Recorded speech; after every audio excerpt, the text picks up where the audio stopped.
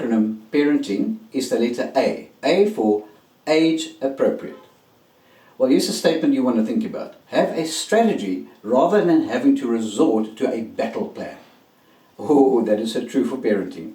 If you have a strategy in place in terms of how you parent, you will actually take yourself off the battlefield, because man, to always have to fight with those children is just not nice. So from a young age, you need to actually put principles in place to help them learn and grow. The first thing I want to tell you is the term age appropriate. We had 4 children in the home. Today they are married, but they were 4 different ages. And one thing that I said to myself is that I will not allow the children with different ages the same liberties. In other words, the one child, because they're older, will have bigger responsibility but bigger liberty. Because I always said, with age comes added responsibility. I want to repeat that statement. With age comes added responsibility. So the older they are, the more responsibility I gave them, but the greater the reward was. So how did that practically work? Just imagine a time where your children are 15 and 13 and maybe 10. When it comes to pocket money, well, you can't give them all the same pocket money, because surely the child that is older needs to get the greater benefit of being the older child. Also, the fact that you give them different sets of pocket money helps them understand their level of, call it, mini child authority. Don't abuse that to let the oldest child become the parent to the children. That's the first thing I want to tell you. That's a big no-no. Okay? That's a strategy that will definitely lead to a battle plan, because the child gets confused and too much accountability on them, and they don't function well when they get into their teens. So what you want to do is to say to yourself, when it comes to pocket money, I know that years ago I used the following. If they were 16, I gave them the equivalent of South African 160 Rand. If they were 13, I gave them 130 Rand. If they were 10, I gave them 100 Rand. So literally you see that with the child, the pocket money actually ratchets up and is in line with the child's age. Now, that can be any money unit in any country in the world. All you want to do is to have a separate approach for separate ages. If in America, for instance, you decided that you actually would like to give the child that's 10, $50, the child that's 13, $80, and the child that is 16, $100 or $120. Doesn't matter. It's just the principle of age appropriate, different pocket money. What about bedtime? I can tell you this is a very, very important one. If you want to help children understand how to respond to boundaries, because the biggest problem is the child understanding the word no. Now, if your children are, let's work with the 3 children, although I had 4, and we were privileged to have 4. The moment you allow them to go to bed, for instance, you'd say that the one will go to bed at 6 at night because they literally are 7 years of age. The next goes to bed at 7 o'clock at night because they are 9 of age. Next one goes to bed later time. Can you see that the different time will help you manage the child? So the child that is older, number one, steps into taking more responsibility, and the youngest child knows, I'm the youngest, I need more sleep, I go to bed earlier. If you can do this, you are actually saying to the children that the older you become, the more I will allow you to grow in life. This is such a healthy principle. But you know what's easy parenting? You just let them all wait up until 8 o'clock at night and then say, okay, bedtime. I'd like to help you think. We have tested and we've tried this in our own home. And the fact that the children went to bed at different times made a vast difference of who they've become as today also parents of their own children. So that's what you'd like to consider. Home time. Always you'll be out with your friends. Now there's one universal rule that helps for all families, and that I remember my dad. Before that sun sets, you better be home. If the street lights come on, it's too late. No discussion. You just go to the bathroom, because I'm going to then help you with some love, parental love. You know what I mean? Therefore, you want to make sure that home time is understood.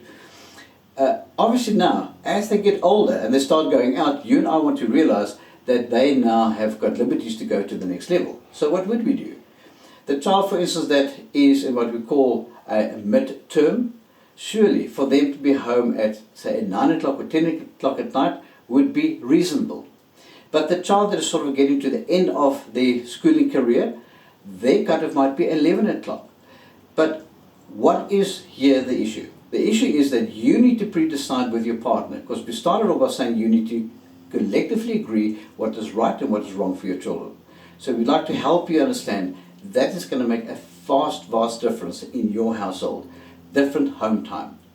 Here's a big one. Now they start growing up. Now it's time to start driving a car. Oh boy. If you put them all behind the steering wheel at the same time, you're not helping the child live up to that. They actually have now attained a new level of status. Getting to the age of 16 in America to be allowed to drive a car is status. Getting to the age of 17 in South Africa in terms of getting a learner license is status. So what you want to do is never teach the one child the same time that the child that actually has become at the age of now qualifying to go for a driver's license. Very, very important. So now I've handled different things: pocket money, bedtime, home time, and different ages when they start driving. But can you see the principle that is universal through all of those? Different ages, different treatment. If you choose today to take this as a principle, in terms of A stands for age appropriate, you are going to the next level. Here's a few rules that will help you within age appropriate that will sort of help your parenting style. Number one, get agreement with your children. No tale telling, no tittle tattle. Because if there's one thing that breaks down confidence in a family is that he said or she said, and parents taking sides. In fact, not taking sides is the best way you can adopt, best stance you can adopt. It is natural to feel drawn towards the one child that's always at least in line and not giving you a tough time. Then there's the other child that seems to be the rebel, and somehow that's your tougher child. But here's the truth. What you want to do is realize that they just have different behavioral types. And if you do not understand behavioral types, please get the series that we have on Relationship Legacy. Go to Growth Habits, go to Relationship Legacy and find out about different behavioral types. Because you need to understand kids will act differently in the same conditions, in the same circumstances. That's how you're going to do that. So no tale-telling. Don't allow them to come and gossip with you. Because you don't want the child to basically get the parent in your pocket. No. Then there's another rule. Sometimes children need to approach their parents for help. And I had what I called my door ajar sign. My children knew whenever I had problems myself as an adult, they knew where they could find me. They could find me in my bedroom on my knees and spending time with the Lord in terms of, Lord, I can't cope with this situation. Can you give me the help? Can you give me the solution? So my children knew that there basically was this boundary in place. When they came to my bedroom door, when the door was fully closed, they should not even knock. When the door was slightly ajar, I could be busy praying, but the fact that I left the door ajar means that I'm aware that a need might have arisen and you may want to come and ask for my time one-on-one. With the door ajar, my kids knew they could softly knock and I could say, come in, and they would then come and spend time with me. But if that door was closed, no knocking, because there's reasons why adults who are married sometimes close the door. Make sure that you have that policy in place. Then I want to talk about parental manipulation. It is so easy for parents to choose sides. They literally start liking the one child more purely because of behavior, and they start pulling them towards themselves. But that manipulation is parent versus parent. Remember right in the beginning when we spoke about P for prototype. If the parents are in unity, watch out that those kids don't come in between and split you apart.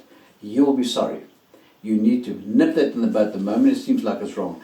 And when you see that there may be parental manipulation, please, that's when you want to sit down as partners and say, my sweetheart, I really feel that you are manipulating the situation. I really feel that we're not on the same team. Speak about it before it becomes a problem. Then lastly in this section, being age appropriate, I want to talk about social media. If there's one thing that is changed over the years, is that how our children now are exposed to television, are exposed to laptops, are exposed to tablets, are exposed to mobile phones. Well, the first crisis is, when do you allow your child to have a mobile phone? Well, I think that decision is in line with security. When do you believe they are of age where they can handle security? Because as you know, there is a bombardment of things that come across social media that is not always savory, and your child will be exposed to that. In fact, I can tell you one of the problems in the world is children have become numb to certain private issues because of early exposure and the fact that there's no control. Parental control for movies. There has to be parental control. If it says age restriction 16, it means 16. It doesn't mean 12. Now I know what a lot of parents do. Oh, don't worry, they can sit with us, we are here. What you don't understand is the subliminal changing in the mind of the child, because they're being exposed to things that they should not be, that makes them numb. The same way as you have these billboards with women that hardly got any clothes on them. I mean, people look at that, people start comparing that, and I can tell you children later on in life have a lot of issues in terms of self-esteem and self-worth because of what they see on the billboards. Because there's a media bombarding all the time. But you have to also understand that there's something called FaceTime. If you allow your children, I'm talking about the ages especially 3, 5 and 7, sort of in that younger age, if those children are sitting at all times on a tablet playing games or watching a movie, or you allow them at all times to sit in front of the TV and there's no control, and literally their eyes are square because they're watching the square tablet at all times, it's your fault as a parent. So I want you to own up and fix it. Your children need to find time to do other things other than being stuck with the stimulus that is not good for their eyes.